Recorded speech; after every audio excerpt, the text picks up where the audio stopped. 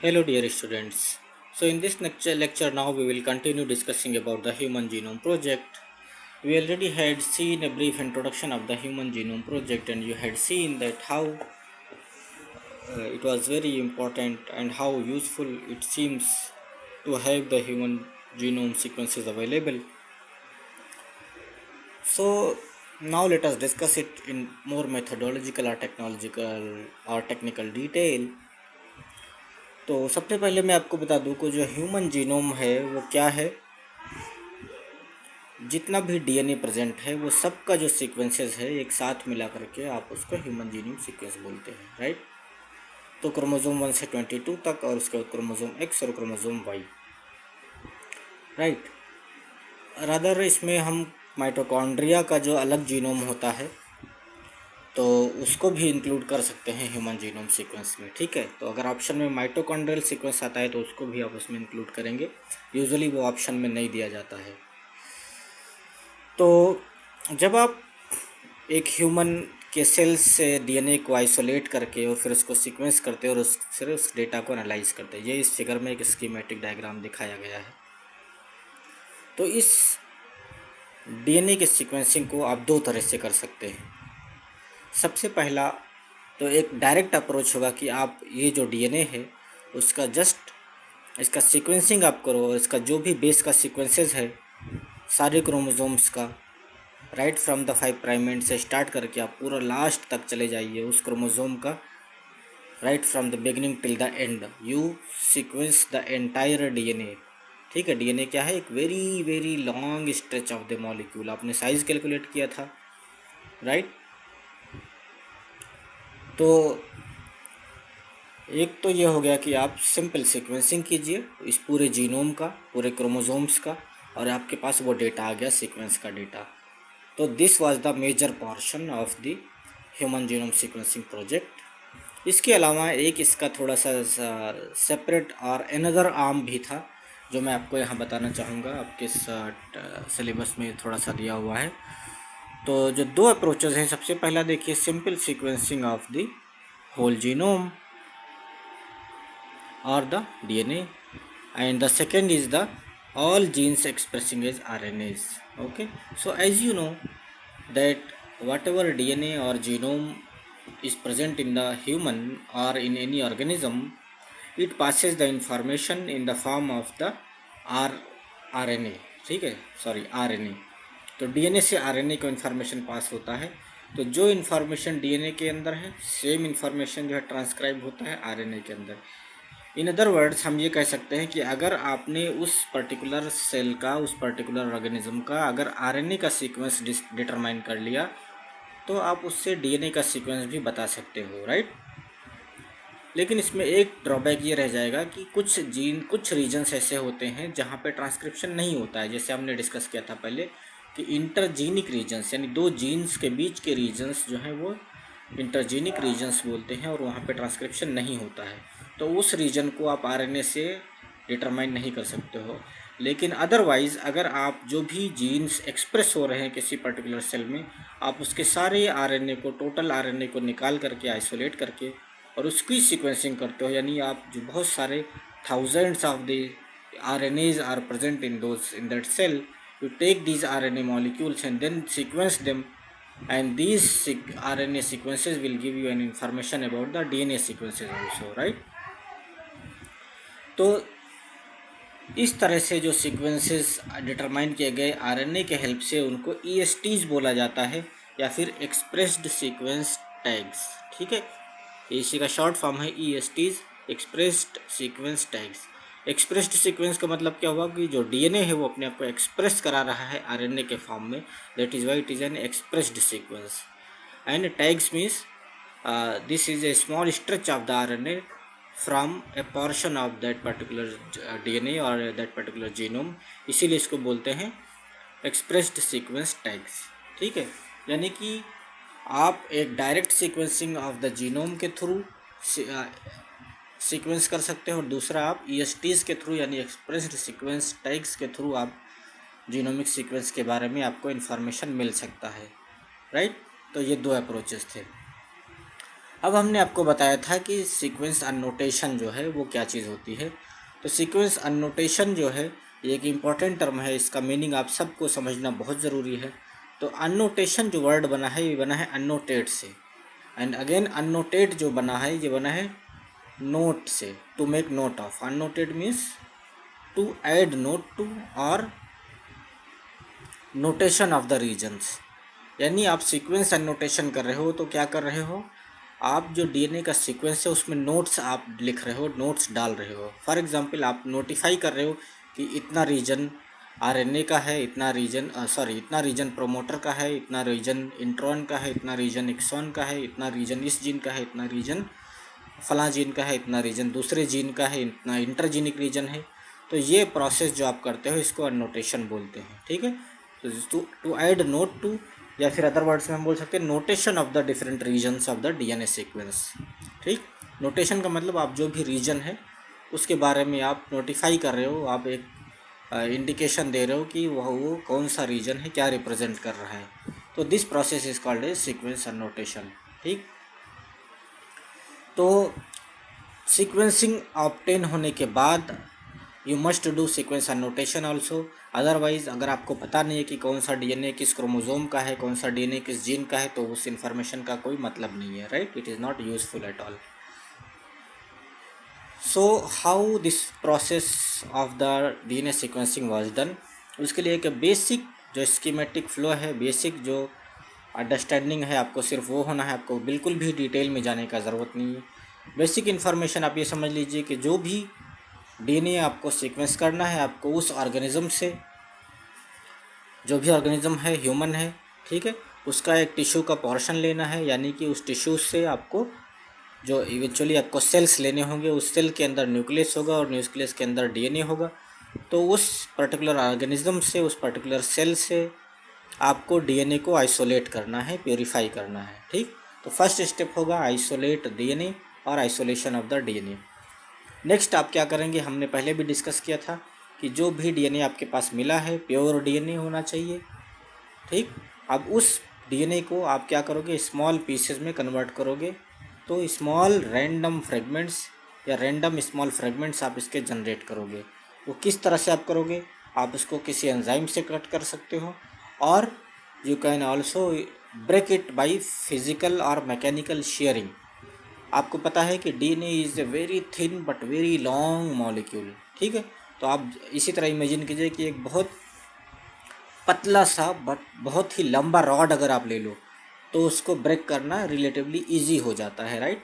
तो डीएनए जो है बहुत लॉन्ग मॉलिक्यूल है, जो लेंथ है उसका उसका विड्थ के रिलेशन में बहुत ही शॉर्ट विड्थ बहुत ही शॉर्ट होता है और लेंथ बहुत ही ज़्यादा होता है।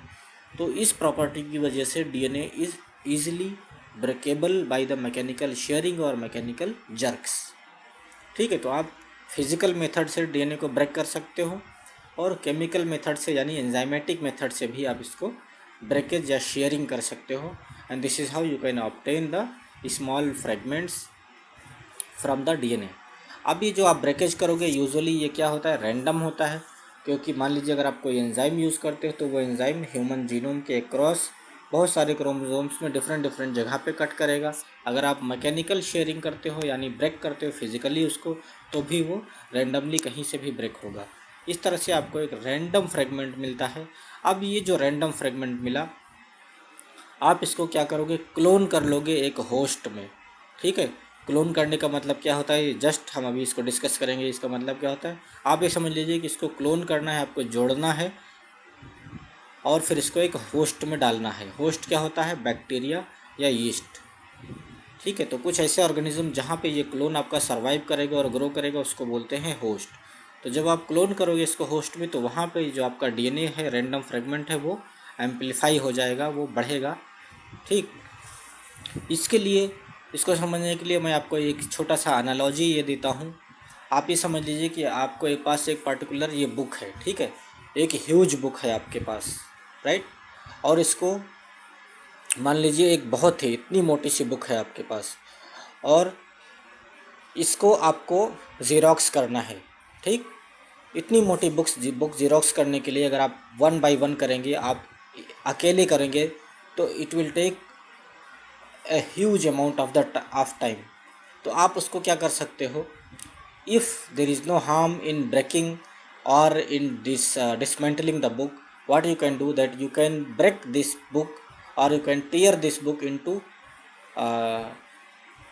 Different sections. जैसे मान लीजिए बुक आपके इस बुक में मान लीजिए 5 यूनिट है, ठीक है, तो हर यूनिट में जितना पोर्शन है उस बुक का, ठीक है, एक यूनिट आप इधर अलग कर लीजिए, दूसरा यूनिट इधर अलग कर लीजिए और उसको सेपरेट कर लीजिए, आप अलग अलग कर लीजिए, ठीक है।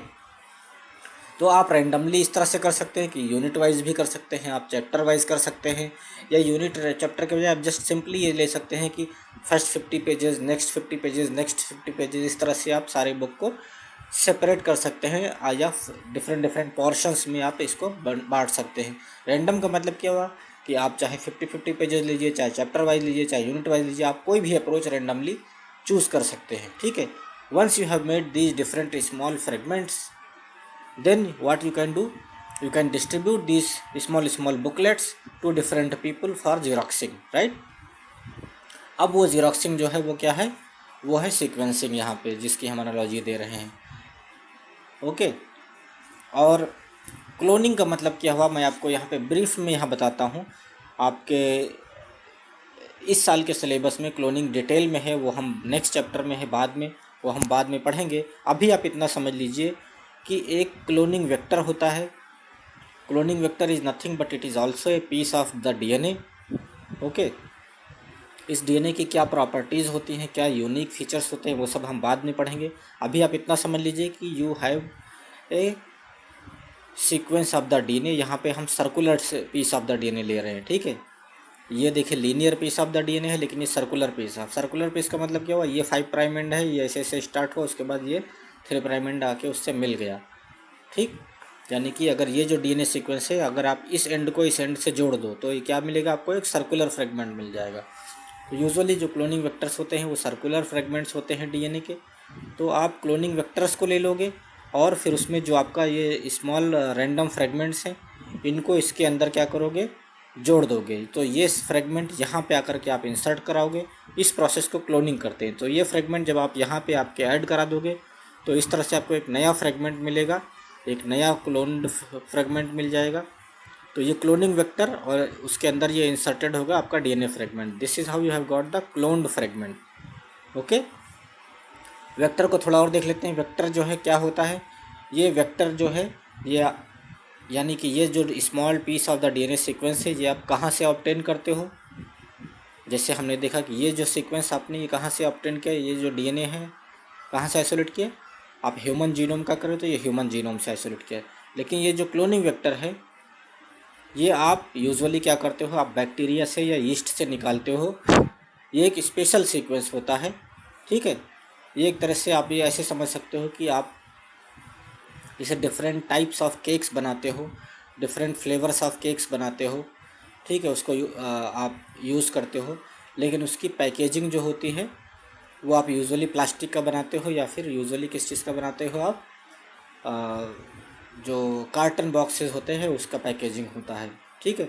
तो ये उसी तरह से आप समझ लीजिए कि क्लोनिंग वेक्टर है, ये एक तरह से इस फ्रेगमेंट को पैकेजिंग करने का, इस फ्रेगमेंट को फर्दर डाउन स्ट्रीम यूटिलाइजेशन के लिए, सेफ तरीके से रखने के लिए ये एक मेथड है, एक तरीका है। तो when you are obtaining this cloning vector from bacteria, this is called as BAC और बैक्टीरियल आर्टिफिशियल क्रोमोजोम। अगर आप यीस्ट से ऑब्टेन करते हो तो इसको बोलते हैं यीस्ट आर्टिफिशियल क्रोमोजोम, ठीक है। आप यहाँ देख लीजिए, बुक में आपके दिया हुआ है BAC stands for bacterial artificial chromosomes and YAC stands for yeast artificial chromosomes, right. तो इस तरह से जब आपने क्लोनिंग वेक्टर से के अंदर आपने इस फ्रेगमेंट को डाल दिया और उसके अंदर ये जुड़ गया तो क्लोनिंग हो गया और you have got the cloned fragment. Now this cloned vector contains your human DNA fragment, right, a small piece of the human DNA fragment. Now this can be introduced or inserted into a host, और host क्या होगा, एक organism है जो इसको, इस fragment को अपने अंदर रख सके और उसके अंदर अपने अंदर मेंटेन कर सके, ठीक है। तो यूजुअली जो होस्ट होता है वो बैक्टीरिया होता है, एस्केरिया कोलाई ले सकते हैं आप, या कोई यीस्ट ले सकते हैं, ठीक है, यीस्ट एक तरह का फंगस होता है, राइट, यूनिसेलुलर फंगस। तो इधर you can take yeast or you can take some suitable bacterial species and you can transfer or introduce this clone fragment into that bacteria. And why you transfer this into the bacteria? Because this bacteria will keep on multiplying, और जैसे जैसे bacteria multiply होगा तो एक bacteria से दो bacteria बना, दो बैक्टीरिया से चार बैक्टीरिया बना, इस तरह से you will have millions and trillions of the bacteria.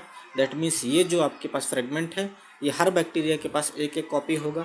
सो तो this introduction into the bacteria and growing of the bacteria will help you to get a large amount of this particular fragment। आप इस particular fragment का या इस clone fragment का जितना quantity चाहो आप उस बैक्टीरिया से बाद में आइसोलेट कर सकते हो। तो ये एक तरह से आपका स्टोरेज के लिए, जो इंफॉर्मेशन स्टोरेज है या डीएनए रैंडम फ्रेगमेंट का स्टोरेज के लिए ये काम करेगा और आपके लिए हेल्पफुल होगा। ठीक है, समझ आ रहा है कि नहीं आपको? देखिए बहुत ही इजी है। आपने डीएनए को आइसोलेट किया, उसके छोटे छोटे टुकड़े बनाए, लेकिन ये छोटे टुकड़े आप एज सच नहीं स्टोर कर सकते, ये ख़राब हो जाएगा, डैमेज हो जाएगा। इसलिए आप इसके अंदर पैक करते हो और उसके बाद इसको बैक्टीरिया के अंदर डाल करके फिर आप इसको सेफली रख लेते हो। ओके, अब जब ये आपके पास ये क्लोन फ्रेगमेंट बन गया, इस क्लोन फ्रेगमेंट में आपके पास छोटे छोटे पीसेज हैं। अब छोटे पीसेज को सीक्वेंस करना रिलेटिवली बहुत ही इजी होता है। जो भी टेक्निक्स हैं, जो भी मेथडोलॉजीज़ हैं सीक्वेंसिंग के, वहाँ पे आप क्या करते हो, you take small piece of the DNA and sequence them.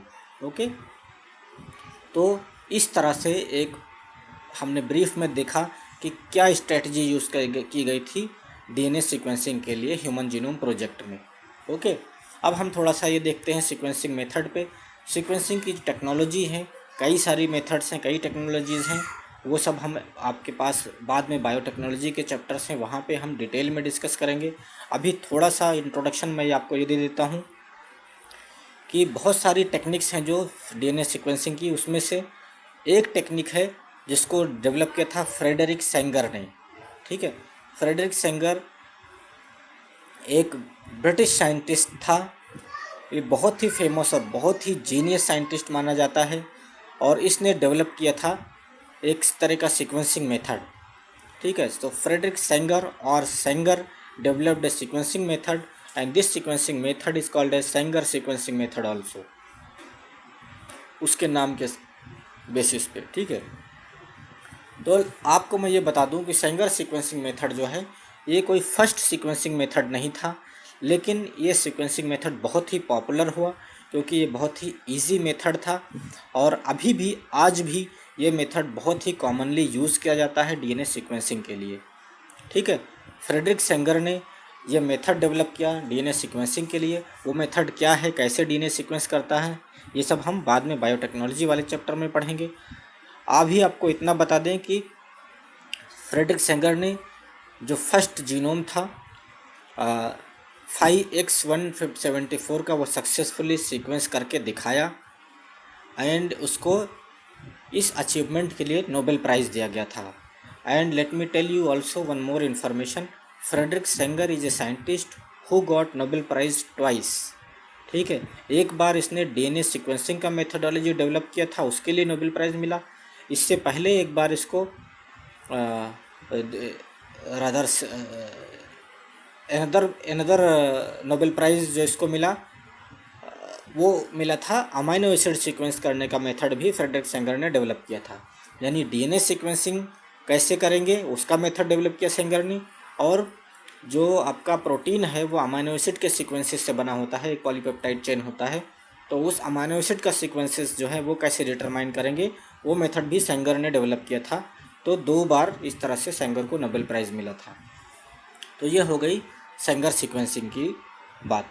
अब देखते हैं कि जब आपने सीक्वेंस किया स्मॉल फ्रेगमेंट्स को, तो उससे आपको फाइनली जब आपको एक लार्ज फ्रेगमेंट है जो आपने फाइनल डीएनए आइसोलेट किया है, उसमें आपको वो सीक्वेंस कैसे मिलेगा। तो उसके लिए क्या करते हैं, एक मेथड होता है कि you have to sequence the overlapping regions. For example ये ऊपर जो लाइन आपको दिख रही है, ये मान लीजिए this is a large fragment of the DNA Now, if you want to sequence the small portions, suppose you first sequence this portion A, यहाँ से यहाँ तक, then you sequence from here till here, we name it portion B, then you sequence this portion, then you sequence this portion. अब आपके पास 4 different portions हैं, small fragments हैं जिसको आपने सीक्वेंस कर लिया है, और इस इंफॉर्मेशन को यूज़ करते हुए आपको लार्ज जो सीक्वेंस है इसका इंफॉर्मेशन बताना है. तो आप कैसे बताओगे? यहाँ पे देखिए आप, this region is overlapping region. इसी तरह से यहाँ पे this region is overlapping region. Overlapping region जो होगा उसमें इस ए सीक्वेंस ए पोर्शन के अंदर, ए फ्रेगमेंट के अंदर जो सीक्वेंस होगा यहाँ पे, और बी फ्रेगमेंट के अंदर जो यहाँ सीक्वेंस होगा वो सेम सीक्वेंस होगा. तो इस तरह से जो आपको ओवरलैपिंग फ्रेगमेंट्स है उसके हेल्प से, actually overlapping fragments help to arrange these fragments in the order. So इस तरह से you can know that okay, B will overlap here, so B comes next to A, then C will overlap here, so C comes next to B. This is how you can make a stretch of the long stretch of the DNA. Okay, so this process of deciding the sequences or determining the sequences based on this sequence comparison or sequence alignment is called as sequence alignment. ठीक है, तो sequence alignment क्या होता है ये आपको समझने की ज़रूरत है. ठीक है, ये एक टर्म है और इस टर्म पे क्वेश्चंस भी आते हैं आपके एग्ज़ाम में. तो मैं आपको समझाता हूँ सीक्वेंस अलाइनमेंट. अभी मैंने आपको जैसे बताया कि एक लार्ज फ्रेगमेंट लिया आपने, उसको सीक्वेंस किया, तो पॉसिबल नहीं है उसका सीक्वेंसिंग. तो आप क्या करोगे, उस लार्ज फ्रेगमेंट को स्मॉल फ्रेगमेंट्स में ब्रेक डाउन करोगे, उसके बाद स्मॉल फ्रेगमेंट्स को सीक्वेंस करोगे, फिर उनका जो ओवरलैपिंग रीजन है उसको कंपेयर करोगे, और उसकी बेसिस पे आप लार्ज फ्रेगमेंट है उसका आप कंस्ट्रक्ट कर सकते हो, और इसी को सीक्वेंस अलाइनमेंट कहते हैं. So if I want to elaborate using an example, here you can see sequence A, ACC, TGCC, ATG, CC, GGG, CTT. ठीक है, ये हो गया आपके पास एक फ्रेगमेंट. मान लीजिए दूसरा फ्रेगमेंट है आपके पास, यहाँ पे हमने रखा है fragment B, CGG, CTT, AAA, CCC, GCAT. Now we have 2 fragments. अगर आप ध्यान से देखें तो you can see that CGG and CGGG and CTT, और यहाँ भी CGGG CTT. तो ये पोर्शन इस पोर्शन से ओवरलैप कर रहा है. इसका मतलब ये हुआ कि अगर हम ये कहें कि these 2 fragments are coming from the same large fragment, that means after this sequence you have this sequence, and after this sequence you can write the remaining portion. That means अगर हम इससे लार्ज फ्रेगमेंट बनाना चाहें तो उस large fragment का sequence क्या होगा, ACC, TGC, CATGC, CGGG, CTT, AAA, CCC, GCAT. ठीक, तो this will be the larger fragment. तो process of comparing these 2 sequences and then making a larger fragment or then making a comparison between 2, this is called as sequence alignment. Sequence alignment का मतलब यही होता है. बहुत ही simple meaning है इसका, बहुत इजी चीज़ है. सीक्वेंस अलाइनमेंट कुछ नहीं है, 2 सीक्वेंस है, उसके अंदर जो ओवरलैपिंग रीजन है उसको आप कंपेयर करते हो, यही है सीक्वेंस अलाइनमेंट. ठीक है, सीक्वेंस अलाइनमेंट के लिए मैनुअली अगर आप करोगे, मान लीजिए यहाँ पे हमने जस्ट 3 and 3 6 and 1 7, यहाँ पे 7 न्यूक्लियोटाइड्स या 7 बेसेस का सीक्वेंस लिया है. इन प्रैक्टिस आपके पास जो ये ओवरलैपिंग रीजन होते हैं ये 20 बेसिस के हो सकते हैं या 25-50 बेसिस के हो सकते हैं. और ये फ्रेगमेंट जो आपको सेंगर सीक्वेंसिंग से या और किसी सीक्वेंसिंग मेथड से ऑब्टेन करते हो, ये हो सकता है आपके पास से 600, 700, 900 और 1200 बेस पेयर का हो सकता है.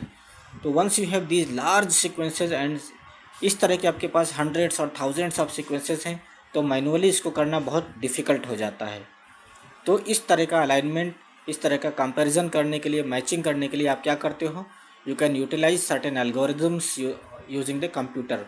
सो computer based tools for sequence alignment have been developed, and these computer based tools led to this kind of the bioinformatic applications or this kind of the data analysis.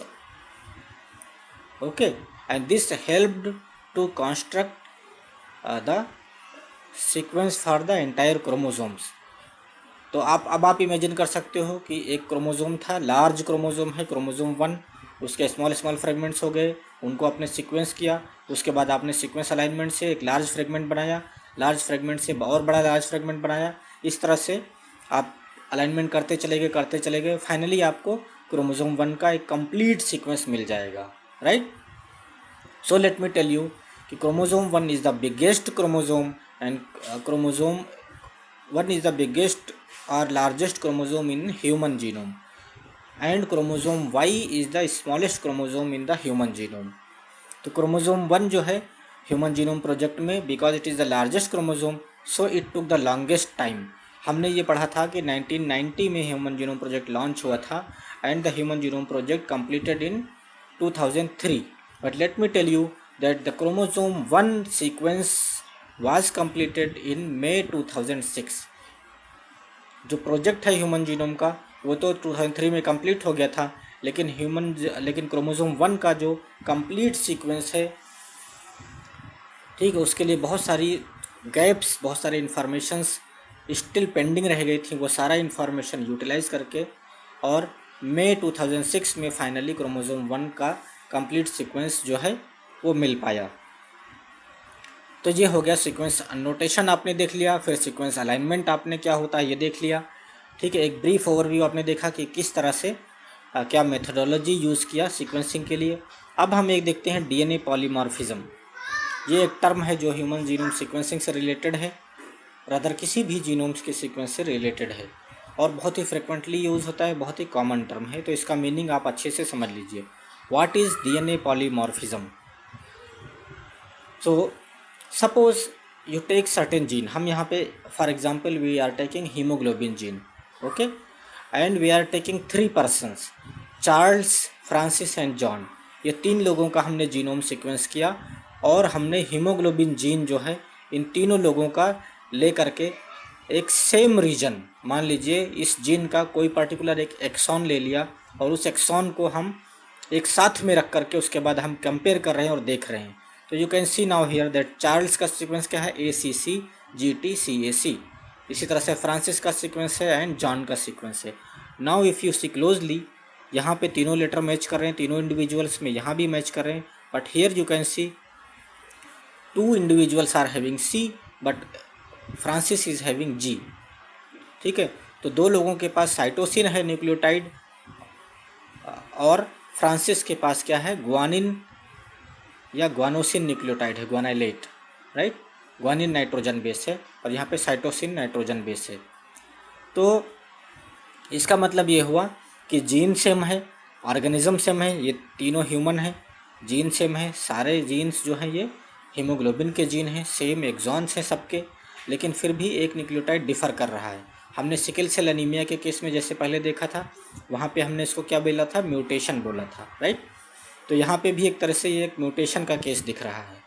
तो इसी तरह के mutations अगर sequence variations display कर रहे हैं तो आपने डिफरेंट इंडिविजुअल्स लिए, उनके अंदर कोई कंट्रास्टिंग डिफरेंस नहीं है, यानी कि इसके अंदर कोई इस तरह का कोई पर्टिकुलर फीचर सेपरेट करने वाला नहीं। जैसे हमने पहले देखा था कि जिसके अंदर म्यूटेशन था वो सबके अंदर डिसीज़ था सिकल सेल एनीमिया का, जिसके अंदर नहीं था म्यूटेशन वो नॉर्मल थे या कैरियर थे, right.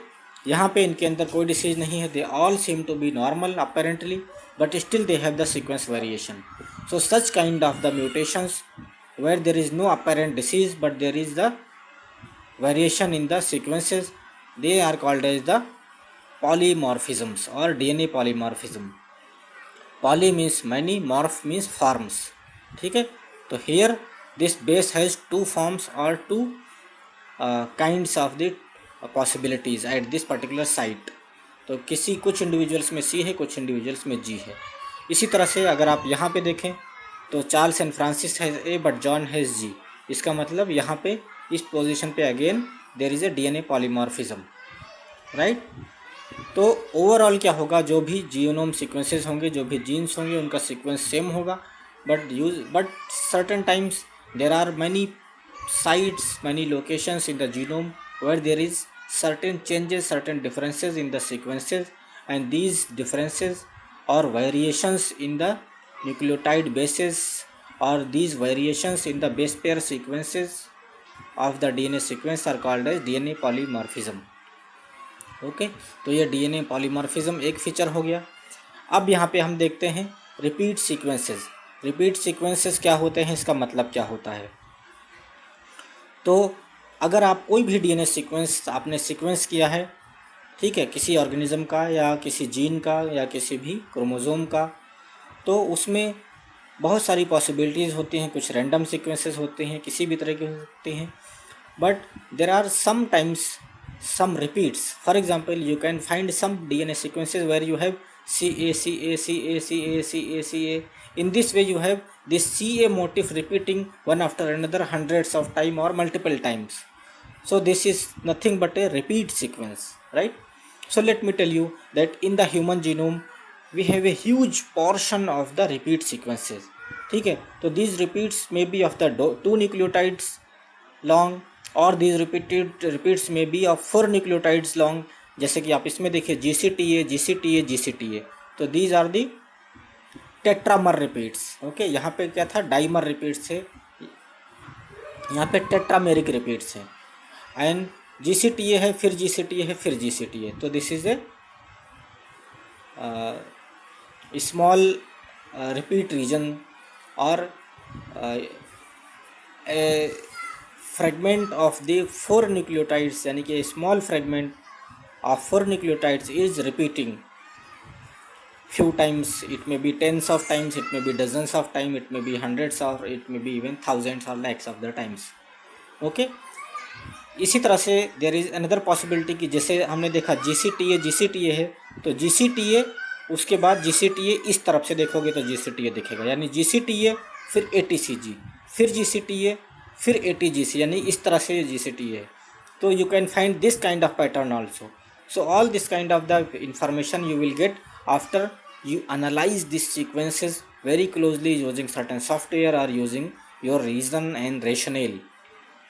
So you can see here that अब GCT पहले इस तरफ है, फिर इस तरफ से, यानी यहाँ पे उल्टा GCTA है, inverted GCTA. So there are different terms for describing these kind of the arrangements. So these tetrameric repeats of the GCTA where the orientation is similar or in the same direction, they are called as tandem repeats. Okay, tandem repeats. Sorry, here it will be TANDEM, R नहीं होगा इसमें, ठीक है। So tandem repeats. Tandem repeat का मतलब क्या हुआ, repeats in the same direction, या सब इस डायरेक्शन में होंगे या सभी इस डायरेक्शन में होंगे, तो उसको बोलेंगे टेंडम रिपीट्स। लेकिन यहाँ पे आप देखिए, ये इस डायरेक्शन में, फिर ये इस डायरेक्शन, फिर ये इस डायरेक्शन में, फिर ये इस डायरेक्शन में, तो this is a kind of inverted repeat. Okay, तो दीज रिपीट्स में बी इन्वर्टेड रिपीट्स में बी टेंडम रिपीट्स, एंड रिपीट्स में आल्सो भी रैंडम रिपीट। रैंडम रिपीट का मतलब देयर इज़ नो पैटर्न, कोई एक ऐसे है, फिर एक ऐसे है, फिर ऐसे है, फिर ऐसे है, मतलब जो उसका डायरेक्शनलिटी है it is just randomly distributed, but there are these repeats available. तो रिपीट्स जो हैं, several repeats are present in the human genome. The size of this repeats, यानी कितनी बार रिपीट होता है, ये हंड्रेड्स में टाइम्स भी रिपीट हो सकता है, 1000 टाइम्स रिपीट्स हो सकता है, तो कितनी बार रिपीट हो सकता है ये वैरी करेगा। प्लस जो मोटिव रिपीट हो रहा है, यानी ये डाइमर का रिपीट है, टेट्रामर का रिपीट है, पेंटामर का रिपीट है। सो दिस ओलाइगोमर्स, ठीक है, ओलाइगो मीन्स कि स्मॉल फ्रेगमेंट्स को ओलाइगोमर बोलेंगे। तो the size of this repeats will again vary. So this kind of the repeat sequences are present in the human genome as well, in addition to other genomes also. तो जब भी human genome sequence किए गए तो देखा कि ये सारे फीचर्स जो हैं वो ह्यूमन जीनोम सीक्वेंस में दिख रहे थे, और उसकी बेसिस पे जो है डिस्कस किया गया, इसकी बेसिस पे एनालिसिस किया गया। बहुत सारे कंप्यूटर के टूल्स और एल्गोरिदम्स को यूज़ करके ये सारी इन्फॉर्मेशंस जो है पता लगाई गई। और ये इन्फॉर्मेशन जो हम यहाँ पे देख रहे हैं, चाहे वो सीक्वेंस एनोटेशन हो, अलाइनमेंट हो, पॉलीमॉर्फिज्म हो, रिपीट सीक्वेंसेस हो, इन सब का बहुत इंटरेस्टिंग और ह्यूज एप्लीकेशंस हैं। These are very useful things. ये सब हम बायोटेक्नोलॉजी वाले चैप्टर में और डिटेल में जाएंगे और उसमें देखेंगे कि किस तरह से ये इन्फॉर्मेशन हमको हेल्प करती हैं चीज़ों को और डिटेल में समझने के लिए, and how they are contributing towards the welfare of the industries, towards the welfare of the human health, towards the welfare of the plant productivity, or towards the welfare of the food security, towards the welfare, towards the disease control methods, and it has huge applications, right? So now we will stop here, um, and we will continue the rest of the topic in the next video.